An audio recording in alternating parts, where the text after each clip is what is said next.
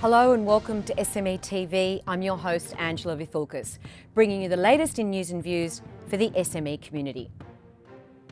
The old saying of cash is king may now become vintage and updated to data is king, because each piece of data is virtually a currency, quintillions or petabytes. Who measures or counts that? Stay watching to find out. To join our SME TV community, just subscribe to our YouTube channel.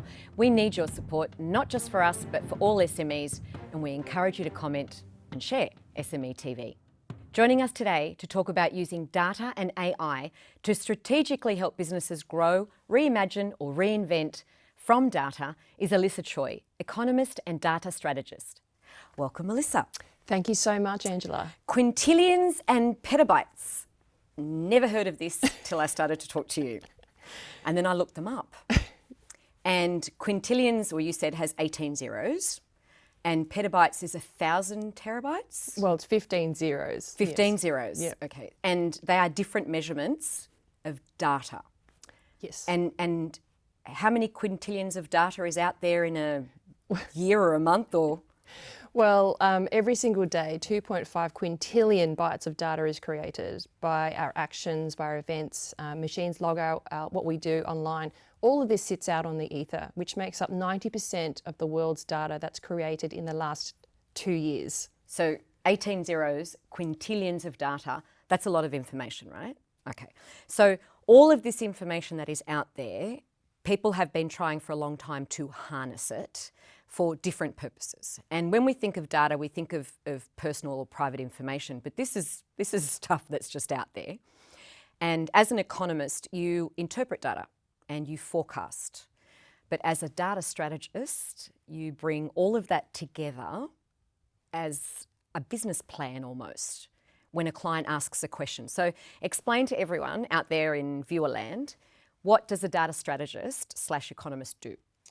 Okay, so as a data strategist, as an economist, it's about taking the what's going on in the world and understanding change. So we live in a world that's in constant disruption. We're not just talking about COVID. No. And data is the barometer for change. And we live in a world now where technology is at our fingertips to mine this information using AI faster, cheaper, better. So when businesses come to me and say, it could be any question they want to ask, but specifically around the market. If you want market insights, you need market data. And that stuff sits out online on the ether. So using AI, we can analyze petabytes of content and how people engage with this to understand how people feel about topics, issues, brands. Because what that says is when people care about something emotionally, they can change their behaviour. And that's how I predict how change happens in an industry. So data is, it's a tangible asset or product that you end up with, or you get to start with, and then you pull it together, or you know where to look when you've been given direction by your client, right? So they'll say in their particular market, they want to know, do people really love red shoes? So you'll find out. And now in the old days, when it was more of get a focus group or a poll or a survey, it often was very expensive and it took a lot longer to get to where you needed to go, and probably not always as accurate. So that's changed because with AI, it's faster, better, cheaper, as you said.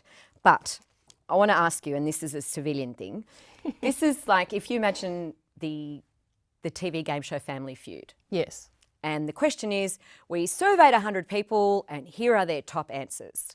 So now it'll be something like, instead of saying we surveyed, we said we've got petabytes of data or a quintillion amount of data, and we know the top 50 responses to how we feel about having our newspapers delivered or getting them online. So it's those kind of basic questions for market research or market insights which your clients ask for. 100%. So the traditional methods of survey says they have their place still, just like a print newspaper and books. They have their place. But what we're finding is, as you know, surveys are biased and they do take a lot of time. They do cost a lot of money. Yep. And what people say they'll do in the future doesn't actually correlate with what they will actually do. So when you remove that bias and you have a method to systematically, consistently, accurately, fast and efficiently and accurately predict the future, surveying the market, where people are engaging online with content every single day in their natural environment, then you have an unbiased view of emotions and opinions. See, we want to find what people deeply care about, not the 93% of noise that's out there. There's so much noise. And when you find what people deeply care about, then you can make some very smart, confident decisions with data. And make decisions about your business and moving forward with your business that otherwise you may not know. So I think it's quite normal for any, and we should look at this from the SME perspective, but it's quite normal for a business owner to make assumptions, because this is where we start to get into trouble, right? You make assumptions about your own business, you make assumptions about your customer and your market, and you could be incredibly wrong. It wouldn't be unusual to be wrong. But when you actually have data, there's no escaping the facts. And as you said, when people are often surveyed or polled, they don't always respond honestly. But if they're unconsciously participating in the field of data out there, they're giving their real responses, so you're getting real information. 100%. And that's how you make the solid decisions moving forward. 100%. Whether there should be no sugar added to Coke or added. That's right. Well, in fact, we did a recent study testing 150 topics around global wellness. And within that, it's a very broad topic, and we looked at 6 key industries, one of which was food and nutrition. And it's funny you mentioned no sugar, because back in the day, sugar-free was such an important element in health and wellness in the mindset of consumers. Now, I can tell you it's not. So anybody who's plugging sugar-free, they're now tone deaf. They're not listening. They're not listening. They're not evaluating what's actually happening. They're just making an assumption that because sugar-free might have been a popular thing with the market 10 years ago, that it's still automatically is. This is the problem though, isn't it? Just because something was popular 10 years ago doesn't mean it's going to be popular forever. And unless you can put a pin on the map and peg, right, here's where it's changed. Yes. You're going to miss, so you're going to lose your business, or you're going to become extinct, a dinosaur.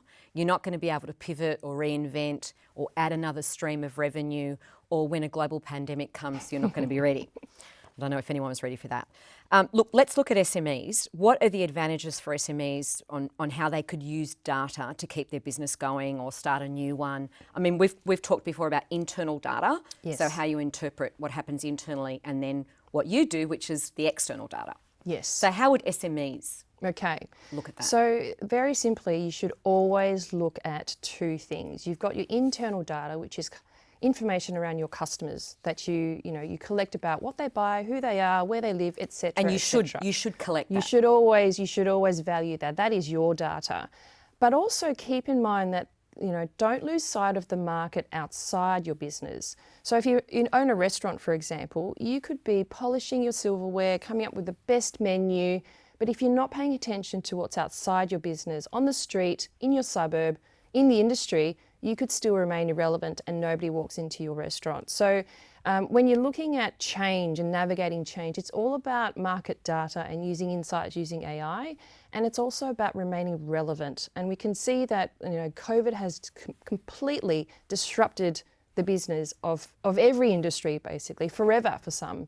And that's not a bad thing. It means that there are opportunities that we haven't spotted yet. And are you going to go to your survey or poll or focus group? Are you going to go to your internal data set of known customers, which is a subset of the market? No, you need to go and look at market data. You need to understand what's now interesting, what's not, what's relevant to people and what's not, so that you can position your product or your service, your message of your business on point. So I know we also had a chat the other day about some businesses that were producing one product or had a service and then suddenly, because of COVID, switched to doing hand sanitizer, for instance. And for some of them that helped them economically just get out of a hole. But that's not responding to data. That's not responding to having a plan B or understanding where your market's going. That's just, putting a Band-Aid on a big hole that's not really going to work. What we're talking about here is reinventing or reimagining based on data, based on fact, so that you can get ahead in the market, so you can predict change. And right now, if we look at industries, for instance, taxis and Uber, and that industry was disrupted, had they done some good data research, they would have realised that customers are wanting something else. And considering that it was already happening overseas, there's milestones that are missed, right? This is the problem. Instead of complaining about being disrupted, be the disruptor.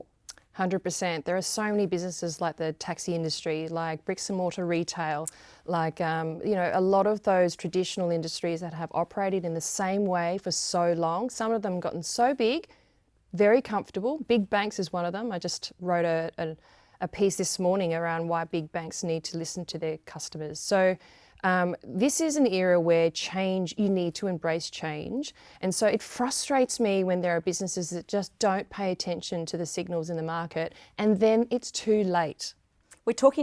So here it is. There is evidence there though. This is the thing. You're not taking data and crunching the numbers to say what you want it to say. You're presenting them objectively and saying, here's what it's saying.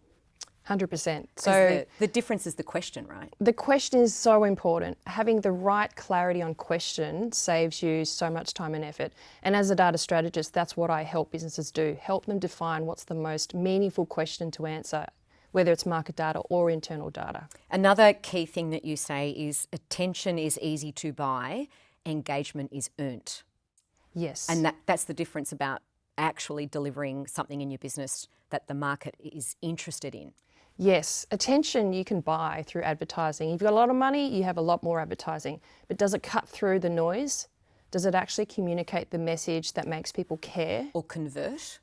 Which eventually means conversion. Because if the three elements of engagement, which you have to earn, are being clear on what you're saying, and that's aligned with what people deeply care about. So you have to talk about stuff that people deeply care about, and that's what we measure in emotion. The second element is how you speak about it.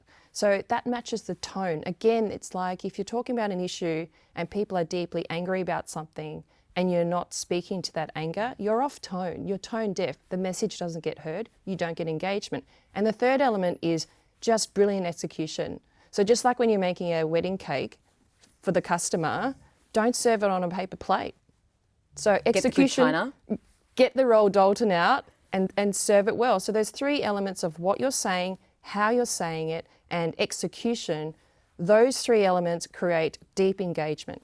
So if we look at what you do for a living, so the flow of data analysis once you've done it. So I've asked you, I want to know whether everyone's going to wear red shoes next season. That's my question. You're going out to the market, you've got all the data, you come back. Right, you've got the report. So the report's done. Take me through that flow of the process of it. Okay, so the first thing is I'll have to understand the context of your business. Any data analysis, the power is actually in the context and the story. So it'll be understanding your business, and that's just a consulting element. Then when we define a set of questions, is it really red shoes? Is it a suite of other things?